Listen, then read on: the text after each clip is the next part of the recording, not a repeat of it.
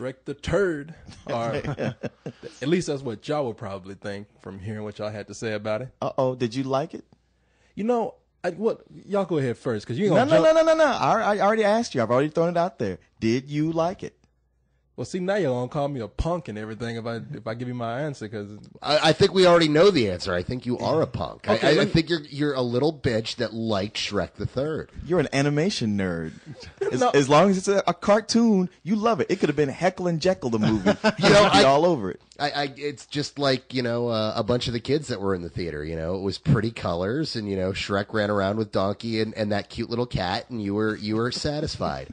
Admit it. It was the cat. now see, that's what I'm talking about. I can't even say shit with you. Oh, I'm sorry. Let me re-ask the simple question. Did you like it? Yes, I did. Bitch. Thought he was going to say, what? Say what again? Say what again? All right, let me explain what I mean when I say I like it. Oh, please do. Okay. I just thought it was okay. I didn't love it. I wasn't crazy about it. I had some fun, but I was looking at all the kids that were liking it. Now, that said, Shrek getting kind of old. This is very... okay, and you're going to jump on me about this, especially you and Cyrus over here. But I kind of felt about this the same way I felt about Spider-Man. Oh, here we go. See, no. I saw it. I enjoyed certain parts of it, but it felt just like a summer sequel. They just put it out there to cash in on the money, but the story wasn't anything special. See, I would disagree with you on the Spider-Man reference, only in that Spider-Man, made a pointed effort to tie into the other movies, whereas this was just some kind of random adventure that really hardly any work went into. Now, my problem with this movie is that it's Lethal Weapon 3 all over again. Here you've got, we've had 2 successful movies that made a lot of money. So what do we do? Let's take every single person who's ever appeared in any of the Shrek movies and throw them all together and find something for them to do. Because that's really what happens here. It's like, how do we get, everyone loves Donkey and everyone loves, Puss in Boots. How do we get them in the film? I don't know. Get them to switch bodies or something, and then they could show up and say something crazy every 10 minutes. Yeah. This is one of these things. It's just like the other two. It's pretty to look at, sure. I mean, there's points you look at and you go, wow, they put a lot of work into something without really having anything to say at all. This is one of these movies that's mainly funny if you're just fondly remembering the parts that were funny from the first two, which is about all it really has to offer. Sure, it's not a complete waste of time, and if you have kids, predictably, they'll love it. I loved some garbage when I was a kid. And this is pretty much just garbage. It's just a reminder of what used to be good about the big green ogre. See, I guess I don't hate it because there were some things at the beginning. For about the first 30 minutes, I was laughing at hard. And then after the first 30 minutes, I was like, well, shit, they just made a sequel just to make a sequel. They didn't have nothing to do. The first two felt like, okay, first one caught me off guard. I was like, damn, Shrek is funny. Then the second one was like, okay, they have more story to tell. Some things I need to understand more. They need to flesh out. They have Puss in Boots added some good new characters.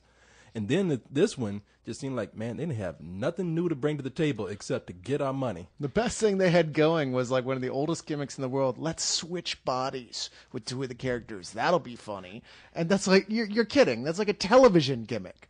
Well, the whole thing, it was like they ripped off a bunch of old Bugs Bunny cartoons and didn't even pull those jokes off well. I mean, to me, the first 2 Shrek movies are really, really funny. Like DreamWorks got their best comedy writers on them, and they really mined the territory of those storybooks. I'm like, and even with the second one, I was like, wow, they really had a lot more jokes to put in this. I'm surprised. But here, they just had nothing. They were just like, well, we'll get them together, and if something comes together, it does, and if not, hey, we still laugh all the way to the bank, huh? Well, you hit the nail on the head there. I mean, the fact is that, the 2 guys who were big creative consultants on the first 2 films, Ted Elliott and Terry Rossio, didn't work on this film at all because they were busy doing some little thing that's coming out called Pirates of the Caribbean.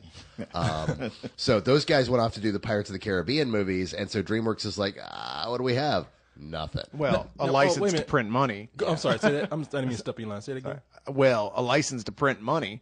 So who are these 2 guys then? What were their roles? What were their roles in this movie?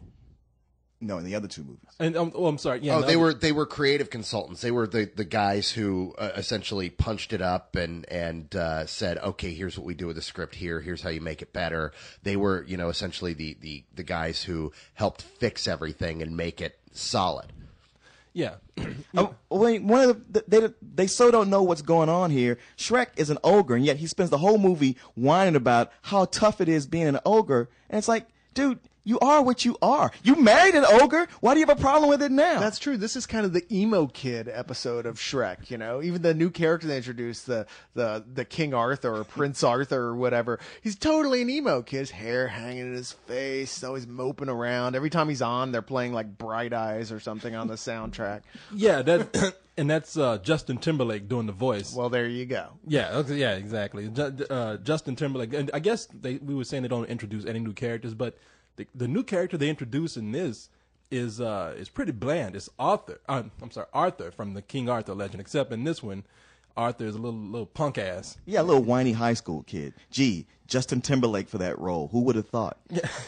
What's your deal? You just hate Justin Timberlake, don't you? Yeah, I just do. I got to pick somebody. He's the one. Why?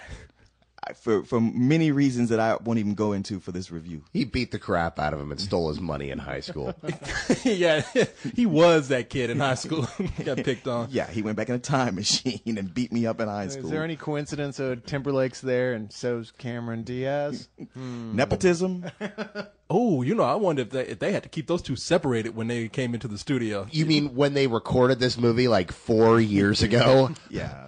I like to think, man. You like to think that they made this movie last week. I mean, with the amount of as quality a product as it is, you don't want to think that 4 years of someone's life went into this. Shrek the Third. Finally, the world will see my genius. Yeah, I like to think that Justin Timberlake and Cameron Diaz are in the same room, and Spielberg's in the middle of them, having to keep them apart. Fantasy world, man. And by the way, not only is Shrek an ogre, but he's a rich ass ogre too. It's like, what? He's complaining through the whole movie. I don't like being an ogre. Motherfucker, you got money. I don't want to be a dad. You got enough money to take care of your kids. So you're saying he's the Will Smith of the fantasy world? No, how is that? No, I'm sorry. The thing's going in my head right now. I'm sorry. What, Okay. did I miss something? I forgot what I was going to say now.